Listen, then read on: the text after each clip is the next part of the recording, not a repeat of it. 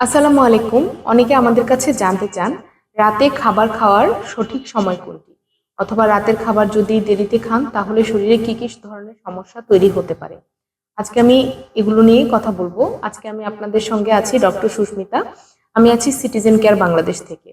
অনেকে রাতে 12টার পর একটা দুটো যে কোনো সময় খাবার খেয়ে থাকেন, যা আমাদের শরীরের জন্য একদমই অনিরাপদ এবং নানা ধরনের সমস্যা তৈরি করতে পারে।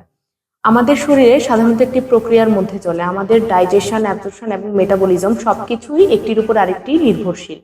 আমরা যখন আমাদের খাবারের ব্যালেন্স বা ফুড উইন্ডো ঠিক না রাখবো, তখন আমাদের ডাইজেশনে যেমন সমস্যা হবে, ঠিক তেমনি আমাদের অ্যাবজর্পশন এবং মেটাবলিজমেও সমস্যা হবে। রাতের খাবার দেরিতে খেলে প্রথমত যেটি হতে পারে সেটি হচ্ছে আপনার ডাইজেশনে সমস্যা হতে পারে। সেটি থেকে আপনার কিছু কিছু ধরনের ডিজিজ তৈরি হতে পারে, যেমন গ্যাস্ট্রোইন্টেস্টিনাল রিফ্লাক্স ডিজিজ। এতে যেটা হয়, আপনার স্টোমাকের মধ্যে যে অ্যাসিড থাকে সেটি রিফ্লাক্স হয়ে আপনার ইসোফেগাস বা খাদ্যনালী পর্যন্ত চলে আসতে পারে, যার কারণে বুক জ্বালা পোড়া, পেট ব্যথা অনেক কিছুই হতে পারে রাতে দেরিতে খাবার খাওয়ার কারণে। রাতের খাবার খাওয়ার উপযুক্ত সময় হচ্ছে সন্ধ্যা 7টা থেকে 8টার মধ্যে। এরপরে খেলেই আপনার শরীরের মেটাবলিজম স্লো হয় এবং সঠিকভাবে আপনার খাবারগুলো মেটাবলাইজড হয় না, যার কারণে আপনার স্টুল হ্যাবিটও চেঞ্জ হয়ে যেতে পারে।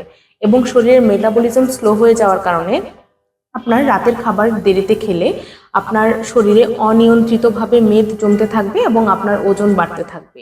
এবং শরীরে যখন ওজন বেড়ে যায়, শরীরে স্ট্রোক, কার্ডিওভাস্কুলার ডিজিজ, বিভিন্ন ধরনের মেটাবলিক সিনড্রোম, হরমোনাল ইমব্যালেন্স এই জাতীয় সমস্যাগুলোও বেড়ে যায়। শরীরে টাইপ 2 ডায়াবেটিস তৈরি হওয়ার সম্ভাবনা অনেকটাই বেড়ে যায় রাতে যদি আপনি দেরিতে খাবার খান, কারণ শরীরের মেটাবলিজম যখন অনিয়ন্ত্রিত হয়ে যাবে, শরীরের কার্বোহাইড্রেট যে সার্কেল সেটা হচ্ছে আপনার নিয়ন্ত্রণের মধ্যে থাকবে না। শর্করা নিয়ন্ত্রণের মধ্যে না থাকলে এবং শরীরে যদি ইনসুলিন রেজিস্ট্যান্স তৈরি হয়, আপনি টাইপ 2 ডায়াবেটিসে সহজেই আক্রান্ত হবেন।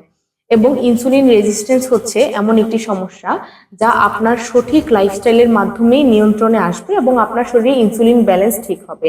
তাই দেরিতে খাবার খাওয়া পরিহার করুন এবং তাড়াতাড়ি রাতের খাবার খেলে তবেই আপনি সকালের যে আপনার ফুড উইন্ডোটি শুরু হবে, যেটিকে আমরা ব্রেকফাস্ট বলছি, সেটি আপনি খুব সহজেই ব্যালেন্স করতে পারবেন। এবং আপনার ফাস্টিং এবং ফুড উইন্ডো দুইটার মধ্যেই হচ্ছে সামঞ্জস্য বজায় থাকলে মেটাবলিজম, হরমোনাল ব্যালেন্স এবং হচ্ছে আপনার বডির বিপাকীয় সকল ধরনের সিস্টেম স্বতন্ত্রভাবে ভালোভাবে চলবে।